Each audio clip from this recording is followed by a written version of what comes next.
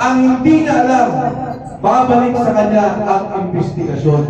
Yan ang nangyayari ngayon sa ating bansa. Sabi ni Ping Lacson, sinungaling ka, mali yan. Kahit bumaliktad na si Gutesa, iba na yung sinabi niya, walang problema sa akin. Ang importante, palayain niyo yung tao. Kung ako'y tumakbo ang Pangulo, sumuporta po ako kay BBM at kay Inday Sara. Maraming sa atin dito ang sumuporta kay BBM at kay Inday Sara. At ako po, sa maraming taon, tahimik, hindi nakikialam, hindi nagsasalita sa politika. Sinabi ko na rin yan na pinipilit po ako, inibitahan na bumalik sa politika, at sabi ko ayoko muna dahil gusto ko mag-focus at bigyang pansin ang negosyo at ang aking pamilya. Nakuna po ako nagsalita tungkol dito nang lapitan ako ni Sergeant Gutesa. Nilalapit ko yan ang isang kaibigan sa Universidad ng Pilipinas. Sabi niya, pakinggan mo ang tao ito dahil gusto niya makakausap si Senator Dante Marcoleta. Noong nagsalita si Gutesa, nagulat ako sa mga sinabi. Mali-malitang salapi ang ibinideliver sa bahay ni Martin Romanez. Alam niyo, sinabi pa niya pati ang Department of Health, ang posto doon pinapakailaman nila. Hindi niya alam ang mga nangyari kung hindi nakita niya yung investigasyon sa flood control. Ang sabi niya, sir, hindi ko lalo kasi Gutesa, yung aming mga kamag-anakan binabaha. Yung mismo isang kasama ko, pamilya, binaha, nawala ang buhay, nawala ang sanitariya.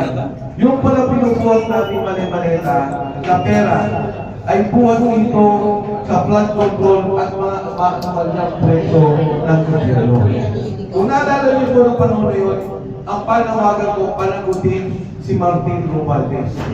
Dahil tinanong ko si Gutesa, sabi ko, Gutesa, nag-deliver pa kayo ng pera kay Pangulong Bongbong Marcos.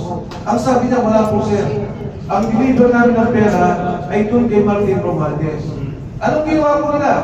Pinalis si Santi ko. Umalis ka muna dyan, magtago ka, huwag ka magsanta. Noong nagsalita si Gutesa, pinatawag ko yung assistant ni Santi ko, hindi, pinabayaan makalabas ng bansa. O matapos nung pinabayaan ng makalabas, si Manny Punuan, si Pierre Saling, pinabayaan si Amina Pangandaman, pero itulugtong ko yung kwento, nakulat ako nung nagsalita si Santi ko. Dahil nung nag-usap kami, at kaibigan din para sa abogado ni Santi ko, ang sabi ko sa tao, alam nyo, maaari nito maiwasan ng 2 taon. Dahil Pangulo si Bongbong Marcos. Kakahimik kayo, magkatago kayo. Pero matapos ang 2 taon, pag hindi kayo nagsabi ng ito, lalabas ang katotohanan na ninakaw nyo ang pondo ng gobyerno. At si Santi ko ang mastermind. Nagulat ako, nagsalita si Santi ko. Anong sinabi niya? Nagtitiliwan ako ng pera kay Pangulong Bongbong Marcos. 100 milyong piso. At magugulat po kayo, hindi lamang ang nakaraang taon. Magmula pa ng 2023, 2024, 2025, 100 milyong piso ang direkta na pupunta kay Bongbong Marcos. Ano sinabi sa kanya? May kota ka. 2 bilyon. Buwan-buwan i-deliver po. Ano nangyari sa mga proyekto natin? Nakita nyo, nandito tayo sa Utingas. Nandiyan ang subway. Yan po, proyekto ng JICA. Dapat dyan may pondo tayong ilalaan para dyan at magbibigay ang Japanese government. Tapos dapat dyan, ng 2028. Sinimulan nila ng panahon ni Pinoy, ipiglan dyan ng panahon ng Pangulong Duterte. Nakuha po ang programa. Lalagyan lang nila ng pondo, anong ginawa nila? Kinuha ang pondo ng subway, nilagay sa flood control. Noong nakaraang taon, PhilHealth, ang pondo 89 billion. Hindi yung pera ng gobyerno yan. Pera po natin yan, contribution. At ginawa ng Pangulong Duterte, sabi niya, kahit na ikaw ay senior citizen na wala ng pera, o kahit na ikaw mahirap, tutulungan ka na ng gobyerno maglalagay ng pera. Pero kayo mga empleyado, buwan-buwan, binabawasan ng pera natin para maglagay tayo sa PhilHealth. Kaya pera po namin yan. Anong ginawa? Ginawa ang PhilHealth, inilagay sa pondo ng gobyerno, inilagay doon sa unallocated funds. Saan nilagay? Flood control project ng boss. Yung PDIC ho, pero din natin yung pinabayad sa mga bangko. Bakit? Pagka po ang bangko nagsara, meron tayong nilagay na deposito, meron tayong insurance na pera dito. 107 billion. Hindi ho nila pera yan, hindi pera ng gobyerno. Kinuha ang pondo yan, saan nilagay? Sa flood control. Ngayon, si Jun Esperon. Na ano? Si Jun Esperon, pinakilala to. Nina, Secretary of Defense, National Security Advisor. Ano pa? Chief of Staff. Chief of Staff, Armed Forces of the Philippines. Chief of Staff. Hindi, ikaw, sabi na mas mabagkas ka. Sabi ko, Jun Esperon, anong? Nagkamali ka. Sabi niya, bakit? Ang tagal mo sa kabinete. Umigit ko muna 12 taon. Kung nag-district engineer ka pala, bilyonario ka na. Ito ho, ang nangyayari sa kanya natin. Yung proyekto na Subway, wala na. Pagkatapos ng 2020, kaya malaya ako. Yung North and South Railway, lalagyan ng pondo, wala na. Yung Mindanao Railway, mataga-Mindanao po natin dito. Ha? Dapat po may pondo yan. Ano punta? Wala na sa flood control. Yung sa Iloilo, yung Panay Railway, wala na. Gimaras Panay Gimaras Project. Yan ang nangyayari ngayon sa ating bansa. Yan po ang potong inanakaw. Taon-taon. Ang sabi, siya naman na nagsimula eh. Siya naman ang nagsabing may nakawan. Oo, sinabi na. Pero sa katotohanan, galit ang mga tao. Dahil ang sabi noon, meron 5,000 flood control projects. Bigla akong tayong pinahan ng pinahan. Noong nagalit ang taong bayan, sabi siya, imbestigahan. Ang hindi niya alam, babalik sa kanya ang investigasyon.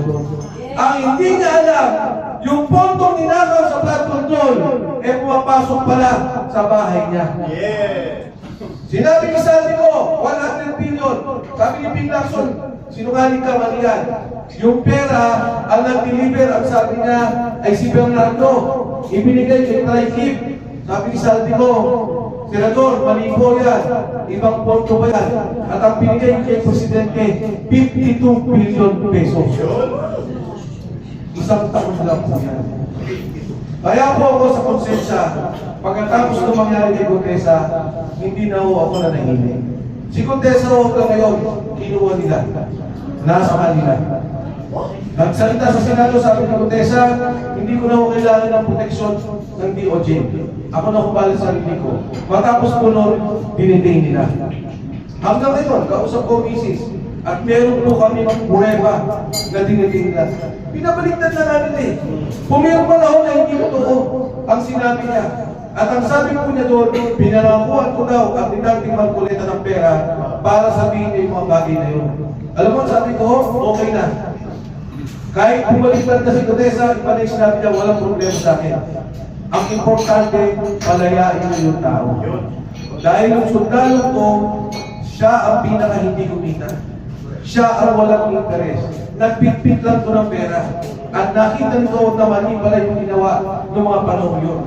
Bakit na pamparusahan ng gano'n? Bakit na natatakotin ang pamilya? Marami pa ho ang lalabas at magsasalita tungkol doon sa kaperahan. Ngayong araw lang ho, binigay sa akin ng listahan ng taong-taon na 100 bilyong piso na kinukuha mismo ng Office of the President. Mismo ng Pangulo. Iba pa yung flood control na pinag-usapan natin. Ito, direkta sa kanya. Yung 1 billion, iba pa ho yun. Ngayon lang ho natin nakita. Kaya ako nagpapasalamat sa inyo lahat na tayo hindi manahimik. At tayo ay kumilos. Tayong lahat magkaisa na kumilos at pag-resignin ang Pangulong ito. Yes! Importante ho ang pagkakaisa natin at ipakita natin yung ating lakas. Kahit baliktang grupo pa tayo, magpalakas, magpadami. Dahil ang EDSA uno, napuno sa ganyan. Ang sabi ng military, withdrawal of support. Nag-withdraw ang mga sundalo, nagbaliktaran at sumama sa mga nagprotesta. Nang EDSA 2, nandiyan na po ako, sundalo, si General Esperon, ako po'y nasa Kongreso, ang sabi ng military, we will withdraw our support dahil wala nang negosyante. Nakikita nila ang problema ng ekonomiya. Wala nang mga taong gobyerno. Nakikita nila wala nang tiwala sa ating pamahalaan. Ang sambayanan, maging ang mga OFW natin, wala nang tiwala sa gobyerno. Kailangan natin ipagpagto, palakasin ang ating pagkilos para ang ating sandataang lakas. Ang mga negosyante, ang simbahan magsalita na, bumaba ka na dyan, kung nais mo ayos ang sambayanan. Sa inyo po lahat, sa pagkakaisa po natin, of course, kay Congressman Jing Palas, at si Congressman Jing, ayan po, ang ating pong tagapangulo, may gagawin po yan, si Congressman Jing. Samahan po natin. Baka ho, makulong tayo, pero huwag tayong matakot. I-surveillance tayo, huwag tayong matakot. Dahil pag hindi gagawin ni Kong Jing ang gagawin niya, kasama si Jun Esperon, kawawa ang kinabukasan ng ating mga kabataan. Pag hindi tayo kikilos para tanggalin ang Pangulong to, kawawa na ang sambayan ng Pilipino. Wala nang pag-asa ang ating bansa.